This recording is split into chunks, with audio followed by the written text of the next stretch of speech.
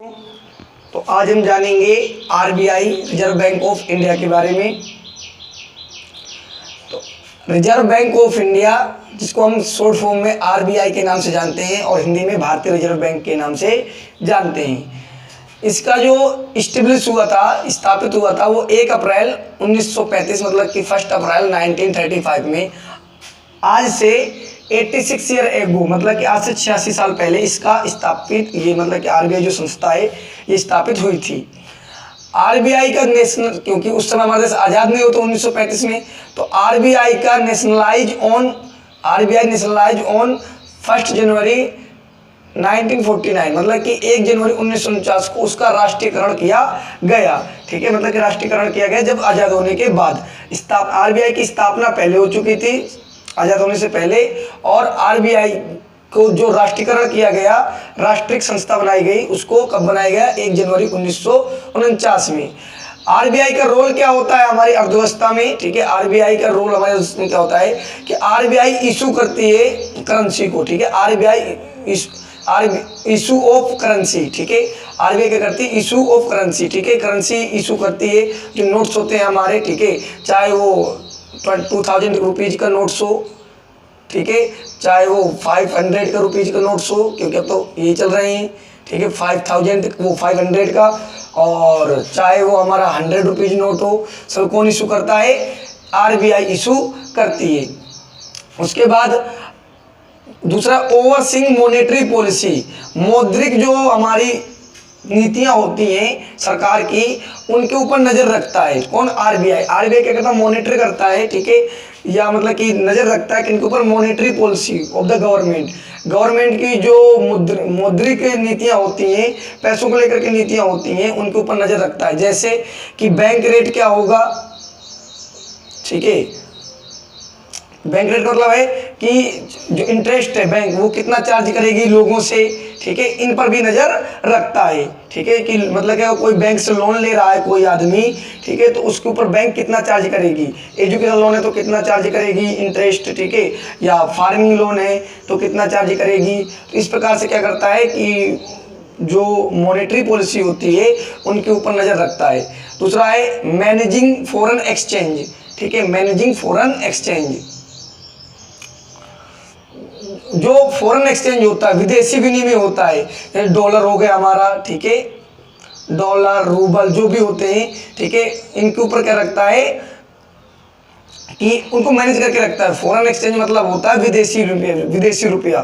ठीक है, dollar, rouble जो और जो देश में चलते हैं, यूरो, ठीक है, तो दिनार, तो ये जो होते हैं तो उनको मैनेज करके रखता है कि हमें किस देश से कितना व्यापार करना है, तो उसकी हमें करेंसी कितनी अपने रिजर्व में रखनी पड़ेगी। ठीक है, तो मैनेजिंग फॉरेन एक्सचेंज मतलब तो विदेशी विनिमय, मतलब विदेशी पैसे को रिजर्व करके रखता है।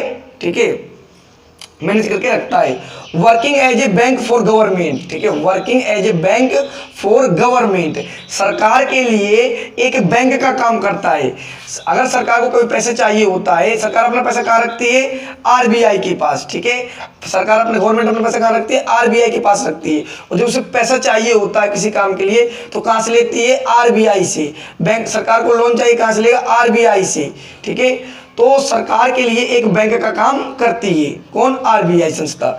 फिर as a banker for scheduled commercial bank.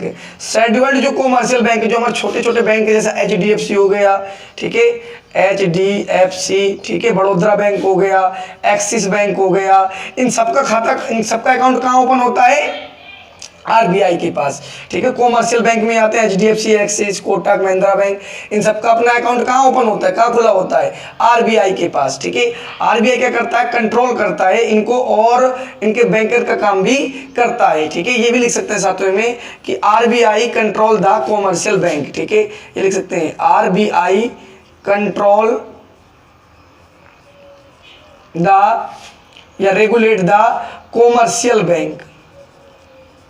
Commercial bank, जो कॉमर्शियल बैंक होते हैं उनको कंट्रोल करती है। ठीक है, जो हमारे एचडीएफसी, इनको सबको कंट्रोल करती है, कितना तुम्हें पैसा अपने पास रखना है, किस हिसाब से तुम्हें लोगों को किस इंटरेस्ट रेट पर तुम्हें लोन देना है। ठीक है, ये सब कौन निर्धारित करती है? आरबीआई निर्धारित करती है। फिर aware people about fake currency, लोगों को जो फेक करेंसी, जो नकली नोट है, उनके बारे में जागरूक करती है। ठीक है, ये सब काम होते हैं किसके, आरबीआई की। इसलिए आरबीआई एक इंपॉर्टेंट रोल प्ले करती है हमारी इकोनॉमी में। ठीक है, जितनी मॉनेटरी पॉलिसी होती है, जो मौद्रिक हमारी नीतियां होती हैं, इन्फ्लेशन डिफ्लेशन, ठीक है, कितनी महंगाई करना है, कितना पैसा मार्केट में रखना है, ठीक है, कितना मार्केट से पैसा हटा लेना है, ये सब कौन निर्धारित करता है, आरबीआई। आरबीआई क्या करता है, बैंक से क्या करता है, कैश रिजर्व रेशियो करता है, सीआरआर लेता है, ठीक है, रेपो रेट लेता है। ठीक है, ये हम करके होते हैं, कुछ बैंक के रेट होते हैं जो कॉमर्शियल बैंक से चार्ज करता है आरबीआई। ठीक है, कि तुम्हें अगर कभी रेपो रेट वो रेट होता है जो कॉमर्शियल बैंक से इंटरेस्ट चार्ज किया जाता है आरबीआई द्वारा। ठीक है, अगर आरबीआई से कॉमर्शियल बैंक लोन लेंगे तो इस रेट पर उनको क्या करना पड़ेगा, देना पड़ेगा ब्याज। ठीक है, और कैश रिजर्व रेशियो क्या होता है, छोटे समय के लिए जब लेते हैं शायद, तो सीआरआर क्या होता है, कैश रिजर्व रेशियो। इन कॉमर्शियल बैंकों को, जो कॉमर्शियल बैंक हैं, इन कॉमर्शियल बैंकों को अपना कुछ पैसा आरबीआई के पास रिजर्व के रूप में रखना होता है। ठीक है, सीआरआर का मतलब क्या होता है, कैश रिजर्व रेशियो। ठीक है, कैश रिजर्व रेशियो। ठीक है, कैश रिजर्व रेशियो। तो कैश का कुछ पैसा किसके पास रखना होता है, आरबीआई के पास रखना होता है, किनको, कॉमर्शियल बैंकों को। ठीक है, इस प्रकार से रेगुलेट करते ताकि इनके पास, कॉमर्शियल बैंक के पास पैसा कम रहेगा, कुछ पैसे इसके पास रखेंगे तो जब इनके पास पैसा कम रहेगा तो कम लोगों को लोन दे पाएंगे। जब लोगों के पास पैसा कम होगा तो डिमांड कम करेंगे, और जब डिमांड कम करेंगे तो महंगाई कम होगी।